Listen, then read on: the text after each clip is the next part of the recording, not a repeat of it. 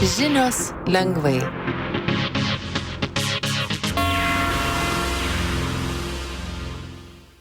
Šiandien žiniose lengvai suprantama kalba išgirsite apie Lietuvos metų sportininkų rinkimus, Jungtinių Amerikos valstijų metų herojaus rinkimus ir informacijos lengvai suprantama kalba prieinamumą Lietuvoje. Metų sportininkai. Buvo įteikti Lietuvos sporto apdovanojimai. Apdovanojimai yra įteikiami geriausiems metų sportininkams ir treneriams.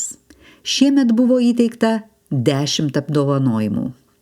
Apdovanojimai buvo įteikti ir sportininkams su negale. Buvo įteiktas išskirtinis apdovanojimas už viso gyvenimo nuopelnus.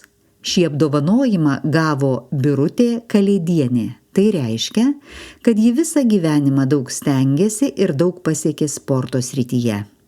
Metų sportininkė buvo išrinkta plaukikė Rūta Meilutytė. Ji apdovanojimą gavo jau 6 kartą. Metų sportininku buvo išrinktas Mykolas Alekna. Jis yra diskometikas. Alekna apdovanojimą gavo 4 kartą. Metų sportininkė su negale buvo išrinkta Oksana Dobrovolskaja. Ji yra diskometikė. Metų sportininkų su negale buvo išrinktas plaukikas Edgaras Matakas. Metų trenerė buvo išrinkta Teresė Nekrošaitė. Ji treniruoja sportininkus su negale. Metų herojus. Jungtinėse Amerikos valstijose vyksta apdovanojimai, kuriuose renkamas metų herojus. Žmonės gali siūlyti paprastus žmonės, kurie daro gerus darbus. Už pasiūlytus kandidatus galima balsuoti internetu. Apdovanojimai vyksta nuo 2007 metų. Tai reiškia, kad apdovanojimai vyko jau 19 kartų. Šiemet paprastų žmonių herojumi tapo Kvilenas Blakvelas. Kvilenas padeda jaunuoliams. Šie jaunuoliai yra iš šeimų, kurios patiria sunkumus. Pavyzdžiui, trūksta pinigų, tėvai neturi darbo, šeimoje kažkas vartoja alkoholį ar narkotikus, tėvai nesirūpina vaikais.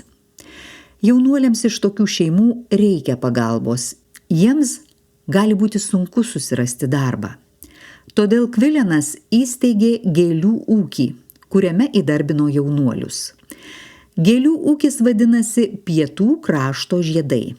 Jaunuoliai augina gėles ir jomis rūpinasi. Vėliau gėles parduoda parduotuvėje. Šiuo metu ūkyje dirba 25 jaunuoliai. Jiems yra nuo 16 metų iki 25 metų. Lengvai suprantama kalba. Lietuvoje atsiranda vis daugiau tekstų, parašytų lengvai suprantama kalba. Lengvai suprantama kalba yra paprasta ir aiški kalba. Ji yra skirta žmonėms, kuriems sunku skaityti ir suprasti įprastą tekstą.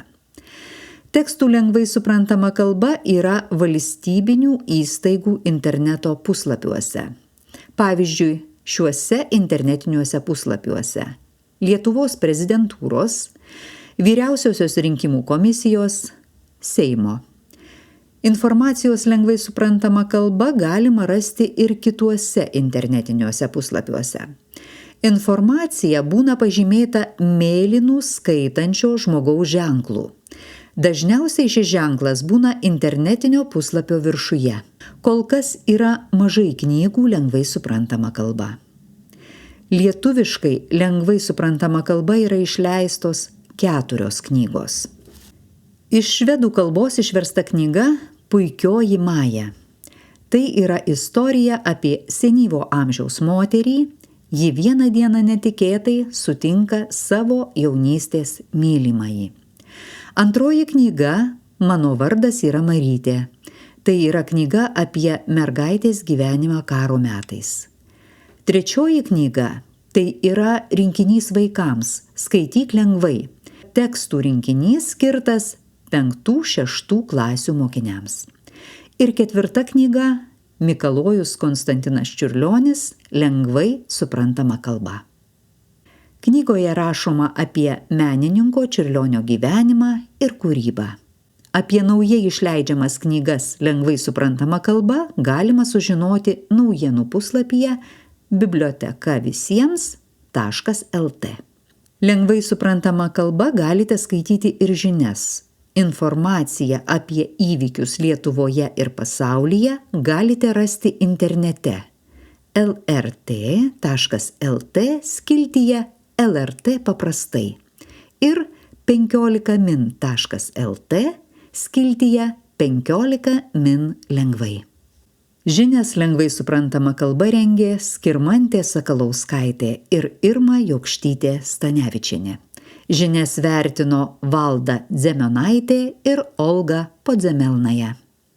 Žinias skaitė Lina Žaltauskaitė.